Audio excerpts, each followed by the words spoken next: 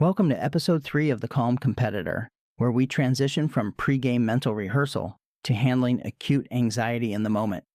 In this episode, we unpack why the famous 5-4-3-2-1 grounding technique isn't just a distraction, but a powerful stream of data that actively shuts down your brain's threat alarm.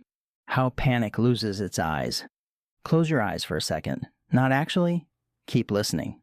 But imagine you're standing at the edge of a competition floor, or in the hallway before a big test, or in the cafeteria right before you have to say something in front of everyone. You know the feeling, not just nervousness, something bigger. Your chest is doing something strange. Your hands feel disconnected from your body. The room is too bright, too loud, too much. And here's the strangest part. Your brain has decided at that exact moment to show you a slideshow of every possible way this could go wrong. Every embarrassing moment, every failure, your own personal greatest hits of catastrophe, on loop, at full volume, right when you need to think clearly the most. Where is that coming from? That sensation, that overwhelm, is not random. It is not a personality flaw. It is a mechanism, a specific, physical, measurable process running inside your nervous system. And understanding exactly what it is, how it starts, why it escalates, and, this is the part worth waiting for, why something as simple as naming 5 things you can see actually works. That understanding changes something permanently. The answer is weirder than most people expect. Here's what most people believe about anxiety. It is a mental problem. The thoughts get too negative. The worry gets too loud. The solution, therefore, must be mental. Think more positively. Remind yourself it will be okay. Talk yourself down from the ledge. This is a reasonable model, and it is almost right. The part that is right, your thoughts absolutely matter. If you tell yourself you're going to fail, your body hears that and responds. The part that is incomplete. By the time the anxiety spiral is fully running, the thoughts are not the engine anymore. They are the exhaust. Let's be precise about what anxiety is. The human nervous system has 2 main operating modes. The first is called the parasympathetic state. The biologists who named it were not trying to make it catchy, but the word para means alongside.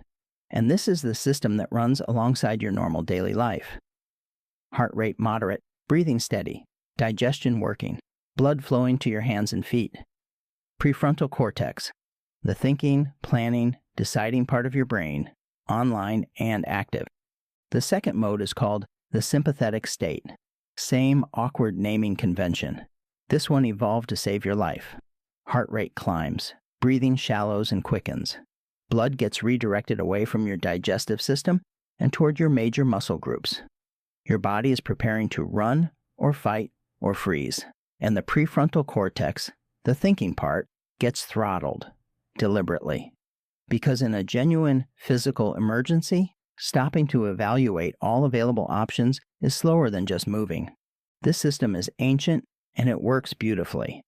A loud noise in a forest snaps you into sympathetic state before you consciously register the sound. Your body is already moving while your thinking brain is still waking up. The problem, and you can probably already see where this is going, is that your nervous system cannot tell the difference between a predator and a chemistry test. Here's what the model cannot explain. You know intellectually that the math exam is not going to eat you. You have told yourself this multiple times with some force, and yet the heart rate is still elevated. The palms are still damp. The brain is still insisting something terrible is about to happen. If anxiety were simply a mental problem, too many negative thoughts, then telling yourself better thoughts should interrupt the cycle. And sometimes it does. A little.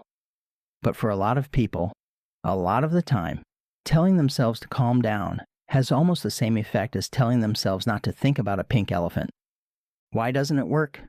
Because by the time full anxiety is running, it has seized control of the one input channel your brain trusts more than your thoughts.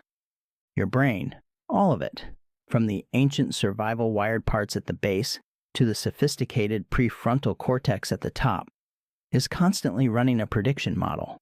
Where am I? What is happening around me? What is about to happen? And it does not build this model from thoughts. It builds it from sensory data.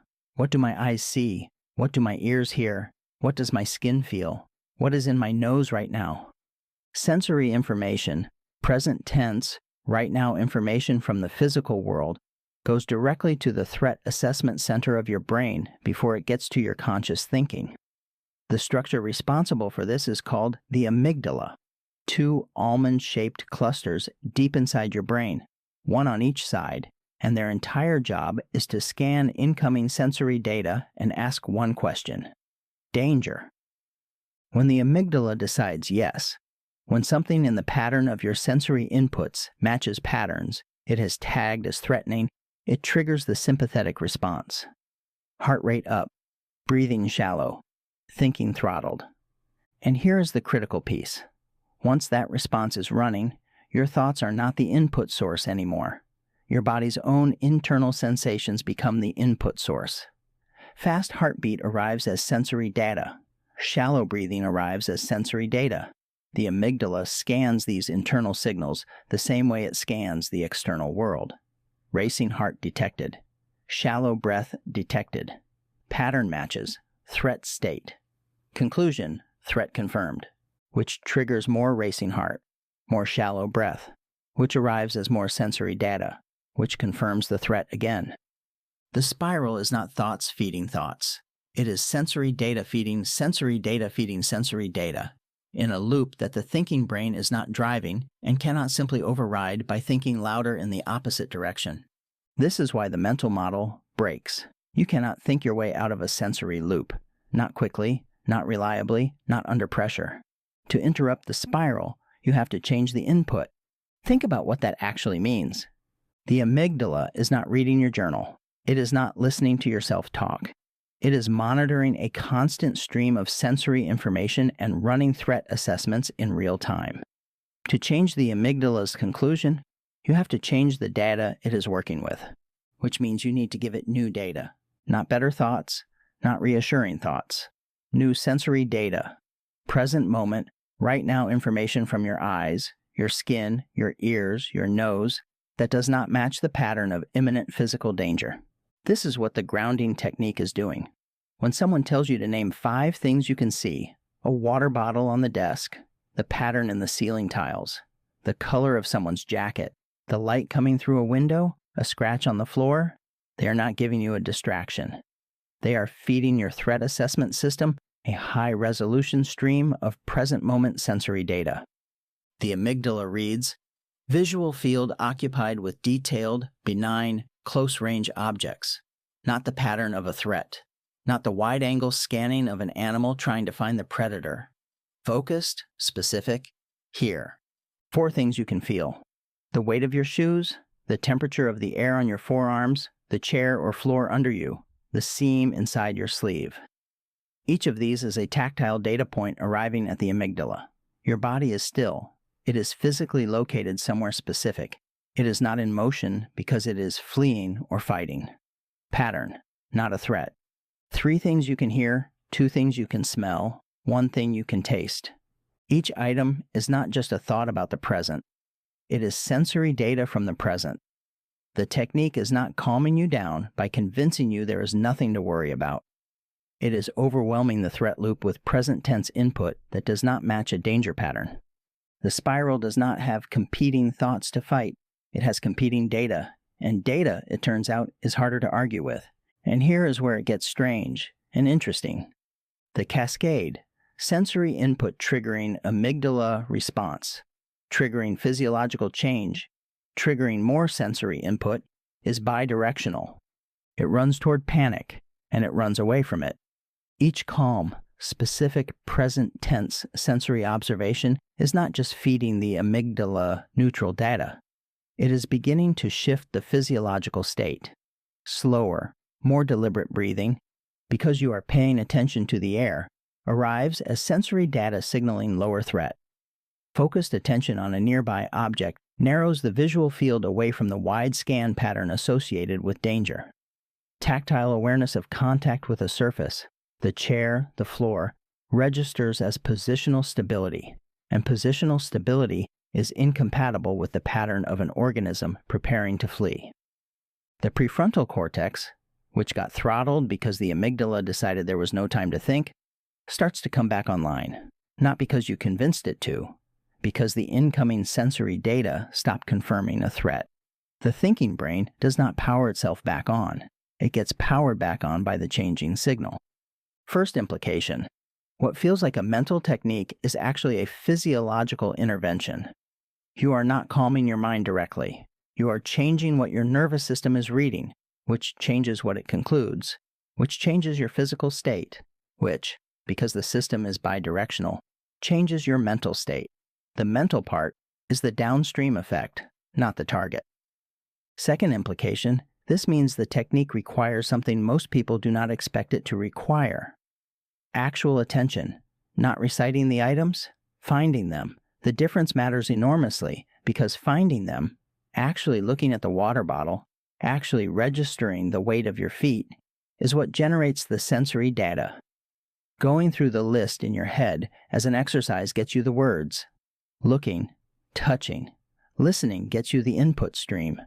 The words are not the mechanism. The sensory attention is the mechanism. 5 things you can see means 5 things you actually look at, with enough focus to register specific details, not 5 things you can name while your eyes dart around the room in anxiety mode. Before a competition, before an exam, sitting in a hallway before something that feels like it matters enormously. Your nervous system is doing something that made sense for 100,000 years of human survival. It is scanning for threats, preparing your body, narrowing your world down to the thing that might hurt you. It is very good at this. It has had a lot of practice. The 5-4-3-2-1 technique is not a trick for pretending you are not anxious. It is a deliberate redirection of the same sensory system that created the spiral. You are using the same channel the panic used to get in. The water bottle on the desk, the scratch on the floor, the hum of the ventilation somewhere above you, the weight of your bag on your shoulder, the faint taste of whatever you last ate. Your amygdala reads that stream and finds nothing here matches danger. Present location, stable. Body, still. Visual field, specific, close, ordinary. And the system, ancient, physical, wired before language, before schools, before the particular anxiety of being 14 in a world that has opinions about you, begins to shift. Not because you talked yourself into being calm, because you gave it something real to look at. Grounding gives you back control of your senses, but to truly master your mindset, you must also master the voice inside your head. In episode 4, we'll uncover the truth about your inner critic and how to permanently rewrite its script.